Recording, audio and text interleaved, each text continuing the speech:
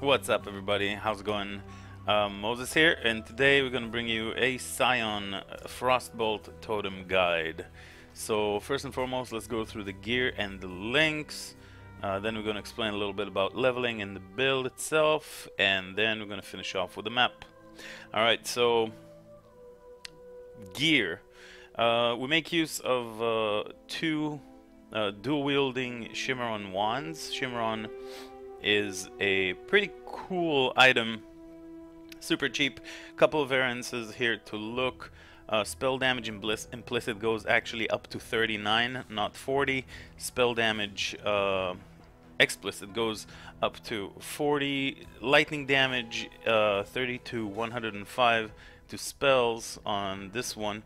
It is a variance, but they're all rolled pretty high either way, so I mean, it doesn't make that much of a difference. Try and get as high as possible, but most importantly, 10% to crit multi per power charge. I believe these run from 7 to 10%, so try and get yourself a 10% wand on both.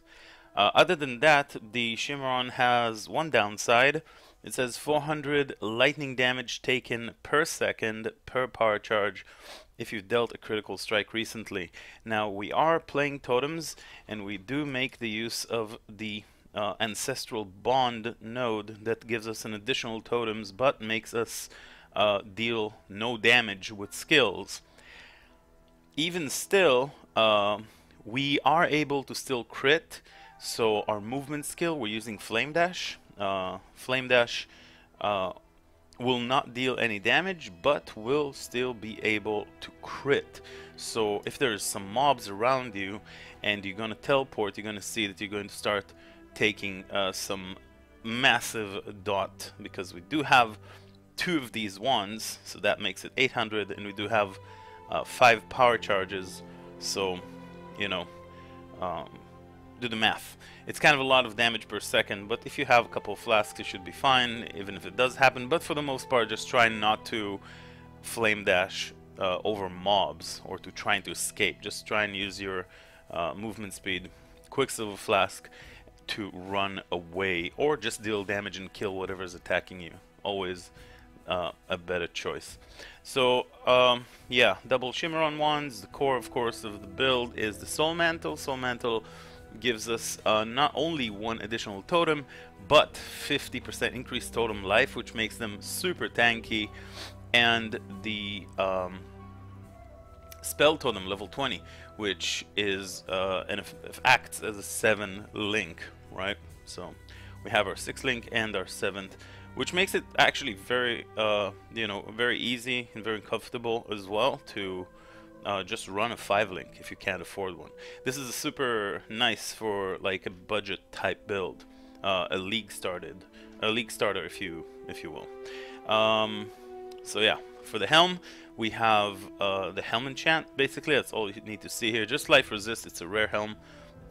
We have the increased Frostbolt cast speed, which makes the build go much smoother with that cast speed. But of course you can play it even without. For the rings, we have an Essence Swarm with haste that what happens is the totems receive our attack speed and cast speed and, you know, spell damage. So basically they're receiving our stats, not defensive like resistances and stuff, but offensive like cast speed and attack speed. And whenever we're running haste, our cast speed is increased, so our totem cast speed is increased as well. So haste in an Essence Swarm. And of course we make use of a spell damage increase. Where did I put it? Clear Mind. You guys should be familiar with Clear Mind. It's somewhere.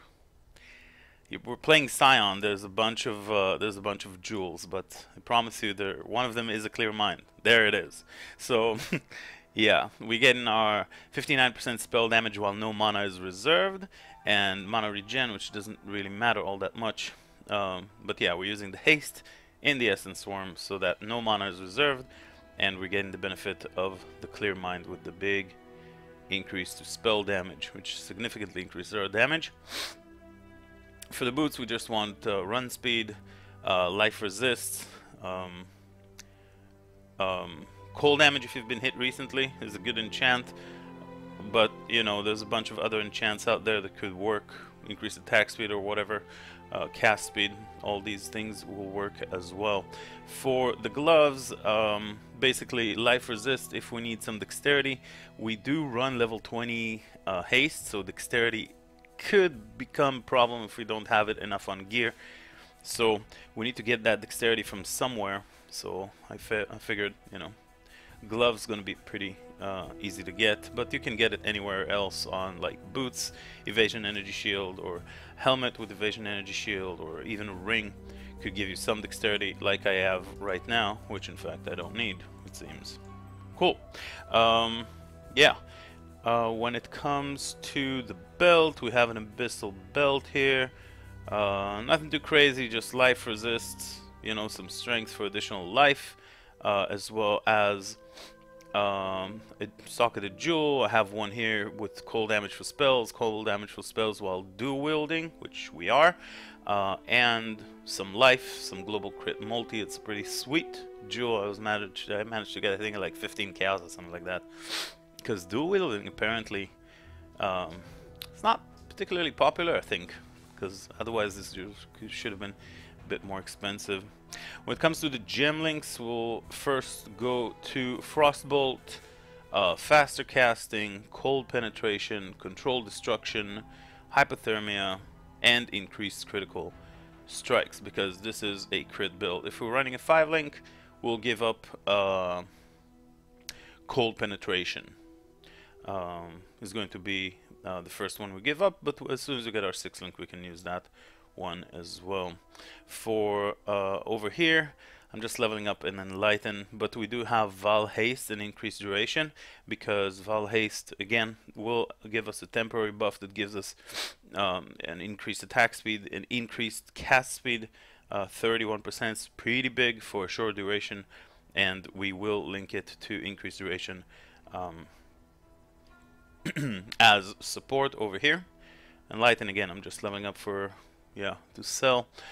Here we got another Val Haste linked with Arcane Surge projectile weakness, which we will cast actively in order to proc Arcane Surge. So the way that it works, as well as increased duration for the Val Haste, the way that it works is projectile weakness. Well, totems and frostbolts are projectiles, so they're gonna make monsters take more damage.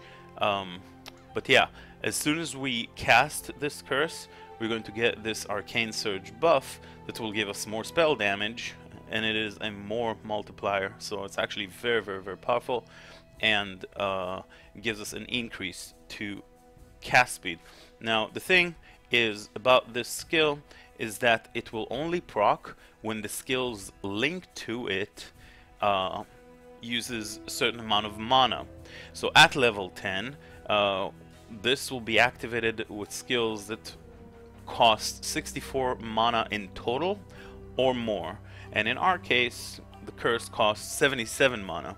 If we level it up from level 10 to 11, right here, this setup is going to cost this Arcane Surge is going to require 82 mana, and while this still costs us 77, what's going to happen is that we're going to need to cast the curse twice in order to receive the buff.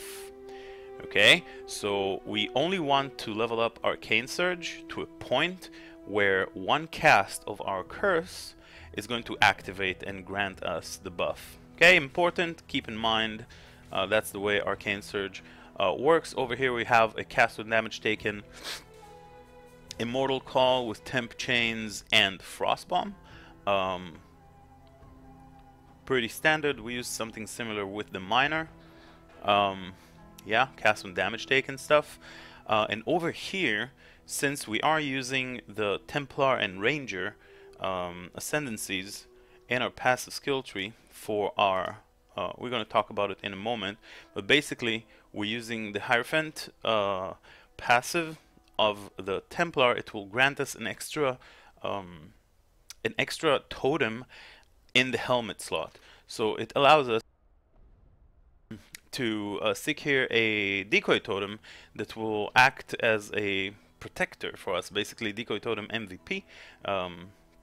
It helps a lot to deal with like everything. It just draws aggro, keeping monsters from hitting you, so you'll raise your Decoy Totem and you'll have your triple totem that will deal a bunch of damage to everything else while the decoy draws aggro, and you will keep your Arcane Surge buff active at all time, your Diamond Flask active at all time, and your Val Haste as well on cooldown. You want to make sure it's active as the totems are killing things. Alright, so moving on, we said we have our Decoy Totem Empower. Again, we're just leveling for XP. Minion Totem Elemental Resist, as well as Summon Stone Golem. Stone Golem, and the second one I'm using is Chaos Golem. Whenever I do no regen maps, Stone Golem gives me no regeneration, so it is kind of useless. So we're using instead a Summon Chaos Golem for the physical damage reduction for these type of no regen maps. Over here we got Flame Dash, the Chaos Golem, and faster casting for well, quicker flame dashing. And that's basically it when it comes to the links and the gems. We do have the Soul Mantle. What it will do is, and you saw it when I was raising totems, whenever one of them dies, see, we're getting random curse, and that's another random curse, and that's another random curse, and another, and another, and another, and they will keep stacking on. So what we want to have is at least one warding flask. I'm running with 2 warding flasks. This gives me 3 uses, ample Quicksilver. Normally it's 40 charges. This one gives us 17 more, so it allows us to have 3 uses of our warding flask that will last about 5 seconds. So we have 15 seconds of curse immunity just by using this without killing monsters, without it being refilled. And we do have as well an Experimenter's Diamond Flask of warding that will give me 37% increased duration to the effect of the flask, and warding to remove curses, as well as Diamond Flask to give us the benefit of the lucky crit chance. So yeah, basically the way it works is that game rolls crit chance twice and picks the best result, whether it crit or didn't crit. So yeah, we are using the Diamond Flask for that. Other than that, just standard bleed and heat removal, seething, bubbling, seething, whatever, and catalyze Eternal Mana Flask of Dowsing. This will be your endgame setup. Of course, we can make use of a Serious Promise that gives us 15% of elemental damage as extra chaos damage during flask effect. This will in fact boost our DPS quite significantly from 45k to 54, 9k DPS, not bad, and will give us a nice chaos resist as well. Percent of physical as extra chaos damage does not work during flask effect because we're not doing any physical damage. This is not Glacial Cascade, this is Frostbolt. It's a pure cold damage spell.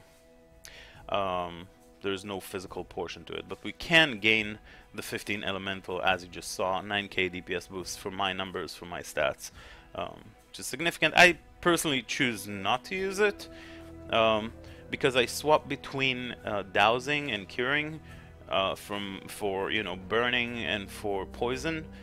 Sometimes you get that mod when monsters poison on hit, or ignite. All hits from monsters ignite, so you need that type of removal. It's actually quite handy. And you'll see that totems do enough damage to a point where you don't really need the extra damage. In fact, the Chaos Resist would be the only reason why I would pick up this thing, because some Chill breaches can really destroy you. Sometimes it hurts. But, I mean, it's kind of rare, and other than that, you don't really need it for any other reason. On the Amulet slot, well, I guess let's go to the ring.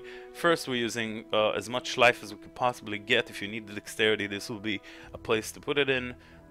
Resists life.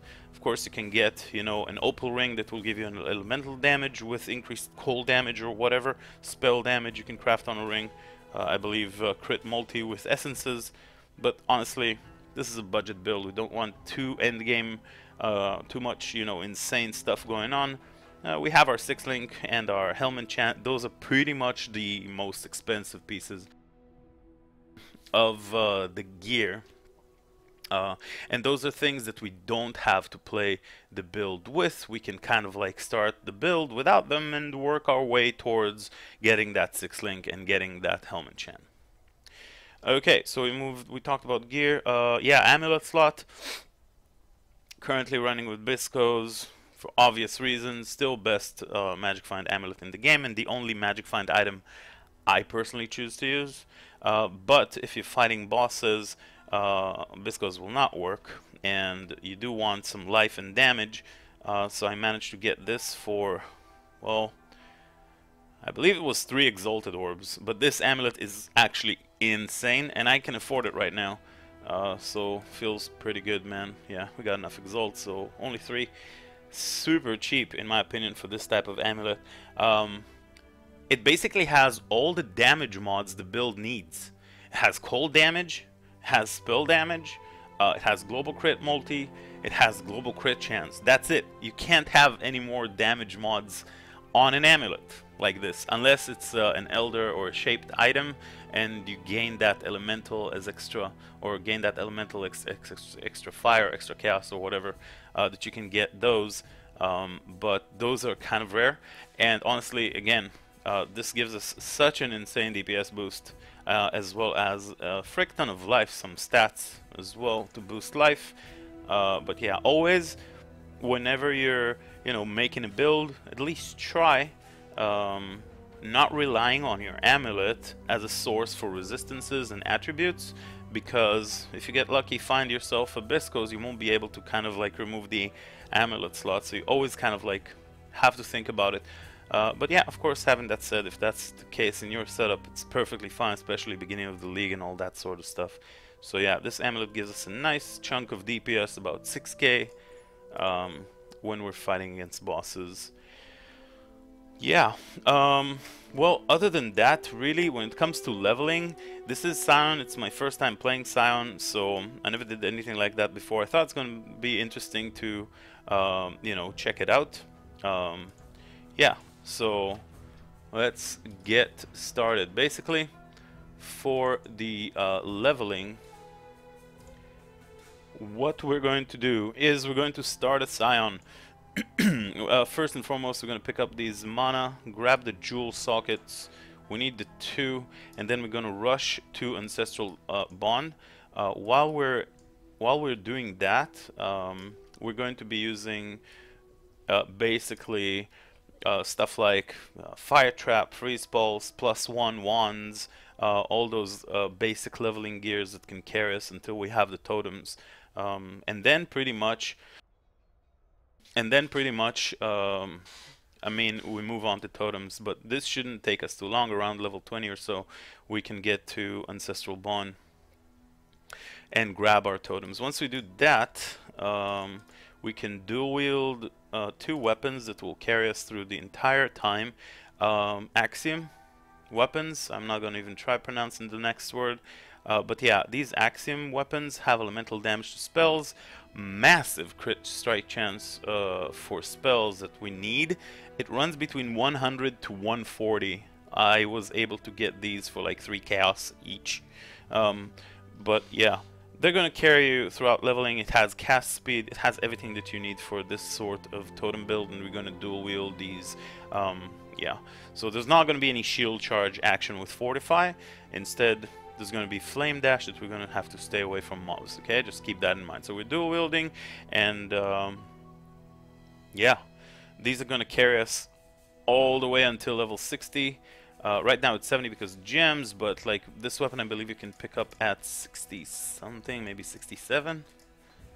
65. Okay, so at 65 we're switching to these, but from basically level 10 forward, mostly level 20. Until then, we're going to use our, you know, +1 wands for our Fire Trap and Lightning Trap and Freeze Pulse.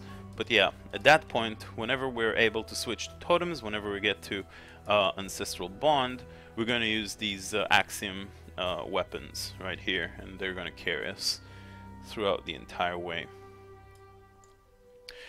Okay, so this is going to be our first stop. We're going to pick up these jewels instantly because we want our threshold jewels, Frozen Trail. They only have one variance, which is projectile damage. It runs, I believe, 7 to 10. So get yourself a 10 one. It's pretty cheap. You know, it's the only variance. So, and they drop quite a lot, and they're pretty common jewels. So you can get those and have your 2 additional projectiles to Frostbolt totems. To Frostbolt, which will work on totems as well. So 4 more projectiles from each totem. So instead of shooting 1, we're shooting 5 projectiles at each time. It's going to cover the screen with great, beautiful balls that you guys all like. So awesome, and that's pretty much it. When we move on, our build is going to start looking like that. Around level 40 or so, we're going to pick up some life nodes. We're going to move to the witches area life. But before we do, first we're going to grab the damage nodes. So after we picked up Ancestral Bond, we're going to go for the totem damage nodes over here, and then right after that the totem damage nodes over here, and then fill up with life. Fill up with life. Not gonna take the little node over here. Just leave it blank for now. Just pick up the big node, you know, 10% life, the big one. So you're gonna get that, and then our tree is gonna start looking like that as we move on. We're gonna pick up the Doomcast and the life nodes and some more elemental damage and crit chance from the shadow. Couple life nodes over here as we move on. As an extra jewel socket is also being picked up here. We can start already using our Clear Mind, and that's going to give us a massive boost. So we're going to have we can pick up, you know, this jewel socket right here and Clear Mind and the couple of the Frozen Trail and Clear Mind. We have 3 jewel sockets for those. Should be enough. When it comes to the normal ascendancy, what we're gonna do is we're gonna go here, pick up our passive skill points, strength and intelligence. That's for the normal ascendancy. Right after that, we're going to move on to the cruel ascendancy. We're going to pick up the Templar ascendancy and the Hierophant, so we can get an additional totem and whatnot. Yeah, that's going to be our next step, and then we're going to move on to here. Before Merklab, our tree should look like this. We picked up the instability node. We pick up this extra jewel socket if we have another jewel we want to put in, as well as the overcharge that will give us an additional power charge. So whenever we summon totem, basically from the ascendancy, we have 50% chance to get a power charge. This power charge adds crit to our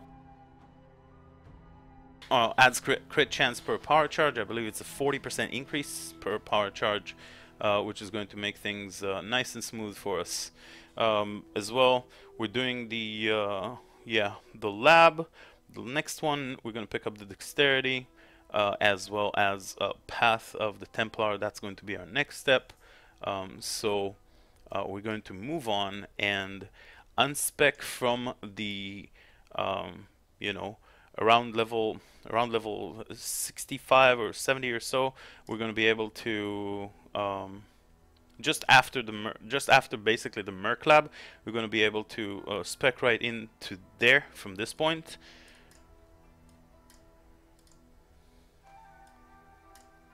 Yeah, from right here, the next move is going to be to spec into the spell damage and elemental damage nodes of Templar, and then we're going to be able to unspec from all these intelligence and extra mana nodes that we don't really need. So we can move into projectile damage. Jewel socket will move over here. Some more projectile damage, all-res, evasion, totem, cast speed and all sorts, and then the big constitution node, the biggest life node in the game. Feels good, man. Nice chunk of life. And from here, of course, we have some access to the this 5% circle of life. But I personally didn't choose to go there. I'm feeling that with about 5k, I just went for more damage. But of course, you know, there's a bunch of life opportunities still available as we level up. This is my current tree, but yeah. So yeah, that's how the tree is gonna look like. Once we get our well, the Uber lab done, this is the last phase. Tree is gonna look like this, and we have our ascendancy completed with the Pathfinder that gives us the increased damage during flask effect. Basically, that's the massive bonus that gives us, as well as other things that the Pathfinder gives us: a little bit of movement speed during flask effect, and a chance to not consume charges when we use a flask, as well as that increased damage that we were talking about. Now, big dexterity node here, pretty sweet. And yeah, this is our ascendancy tree. We have our Templar and our Pathfinder, and it's actually very simple. So as a Scion, you get to start from 2 different points. It's actually quite cool. And that's it. I mean, we'll pick up the quick recovery at some point. Minor matter, basically, as soon as we need it. I picked it up while I was leveling pretty late, and I was doing just fine. If you're feeling like you're struggling, you can unspec a couple of points and use mind over matter earlier on. But really, it's up to you, and I personally didn't feel like I needed to do that. So yeah, this is how... This is in case you need that dexterity. You don't necessarily always need it, so keep that in mind as well. And that's basically how your passive skill tree is going to look like. This is my skill tree right now. We can go through and I can talk about the jewel nodes. So like stuff that we're looking for, basically. Here we got some cold damage, some crit chance with elemental skill, some projectile damage, and some life. So 4 damage mods. Ideally 1 crit multi, but those are like so expensive right now that I didn't feel like I was going to go for it. Here we got our Clear Mind, Frozen Trail, right? We have 2 of them. That's the one we just hovered over. There's another one right here with, well, here we get just increased cast speed, crit multi for spells, and % life. I exalted the physical damage with wands here, and yeah, obviously useless for the build. But here we got a very nice one: crit chance for cold skill, global crit multi, projectile damage, and 7 max. Yeah, I believe that would be it. The build is very simple, nice if you're running a budget. I mean, Soul Mantle is basically 1 alchemy, and you can get it a 4-link up and running, which will mean a 5-link already, super cheap, and the build will work just fine, at least, you know, absolutely for leveling. I believe you can equip this from level 40. I don't know, gems... making the requirements higher, but yeah, level 49 you can start equipping that. But yeah, make sure that you have 2 warding flasks already rolled, because I mean, these curses are pretty nasty. If you know, you have all your random curses that will affect you, and I mean, vulnerability, temp chains, it could get rough, frostbite, flammability, all these things. It could get a bit rough, so just 1 pop of your flask to get your movement speed, your damage increase, and basically, yeah, your everything getting removed from this. I believe we covered everything. Of course, I will leave, you know, all these links for the comments below. Now, I'm not gonna do this entire map. I'm just gonna run it with Anarchy. Reason why I'm running Anarchy actually is because I kind of like this map. Now let's talk a little bit about Curse Script. Why I like this map is because it actually drops a couple of nice divination card. This is one of them, Celestial Justicer. It can also drop Wretched, and it can also drop I don't remember what's it called. It has a very long and weird Latin name. It's a set of cards that give you some belt. The belt is like 25 chaos, and the set of cards, you know, there's like 7 of them. Probably not. How am I searching for something I don't know?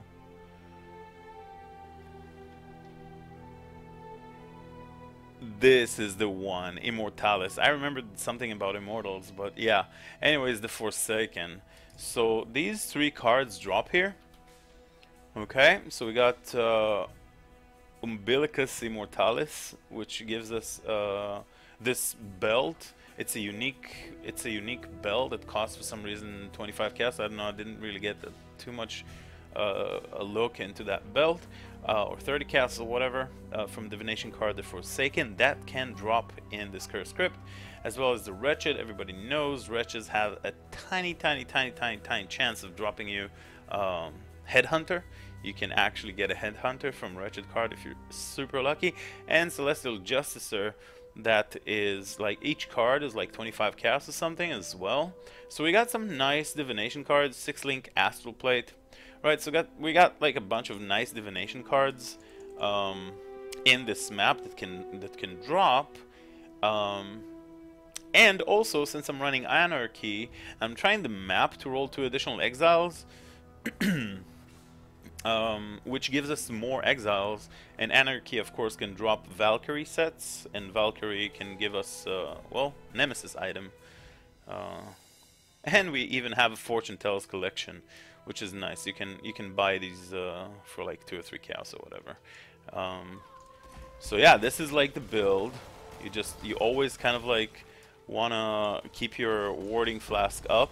If stuff is getting rough, then you always can pop the, you know, the decoy totem, so that monsters will automatically get drawn to it. Here we also have Beyond. It seems there's the an Abyss over here, and this we're running away. I don't know what's on this chest. We just go. Would be nice if I drop a Celestial Justicer Divination card over here. Yeah, we always want to have our buffs up, our curses, and our, you know, our curse will give us the Arcane Surge. We always want to have our monsters cursed with, you know, projectile weakness for them to take more damage, and of course we want to have the warding removal of from the flasks, and we want to get our Val Haste. So there's like actually quite a lot. A lot of people come to the stream and they're like low maintenance build, right? But in fact most builds, like you right click and everything dies. Over here in this build there's actually quite a few things to manage. Yeah. Oh, Fortune Tellers collection. The Trial. We didn't get Celestial Justicer, unfortunately. Yeah, there's a bunch of nice, like Summon Raging Spirit 20 quality, the Summoner Superior Minion Gem, the Trial Tier 15 map Corrupted. So I mean, there's a bunch of nice divination cards that drop here. Overall, doesn't have to be necessarily. And also, I was kind of talking, I wasn't paying attention, but this map is in fact not that hard to farm. It's not an open area, so it's not good for breaches. But really, all these divination cards I shown you earlier basically came out of, I don't know, I think I did 7 or 8 or 9 maps yesterday for like an hour and a half or so. I was just farming, you know, just chilling, something in the background, and I was able to farm all these divination cards just out of one session of farming. I don't know if I got lucky or not, but you know, either way, it's up to you. It's a pretty fine map. I mean, again, it's not particularly open, but once you farm it a couple of times, you realize that in fact it has a certain order in the chaos, and if you just stick to the right, if you like hug the right wall, you'll reach a point where you're actually farming it quite efficiently, and you'll be surprised how in this dungeon-looking, like, you know, map, you always be remaining with like 3 monsters left and everything will be cleared. So I don't know, I find it nice. You don't have to farm this map, of course. This build will work on any map, but I don't know. I kind of discovered this map yesterday with all these nice divination cards. So I thought, yeah, I'll farm it. Also, it's a tier 10 map. I mean, so you're dropping, you know, a bunch of tier 11s here and there when you're farming it. So you could do that later, and you can also drop tier 12 from the boss. There was an exile. There's another one. They always come in pairs, these buggers, trying to kill you. So yeah, this is basically the build. This is the boss over here. There's another abyss here we can kill. Okay, so always like try not to flame dash whenever you see like something coming at you. Try like not to flame dash. See, there's a lair map. The boss is dead with the Defiled Cathedral. Kind of got lucky on map drops here in this final room. I guess it's for the video, but I was actually kind of hoping for a Celestial Justicer. Divination card. Always make sure that you have a decoy totem. Always make sure that you have a decoy totem up at all times. One downside, it's not really a downside, but you know, if you like the whole transmogs and skins and whatever, you know, totems, right? There's a bunch of cool totem skills you can get. For example,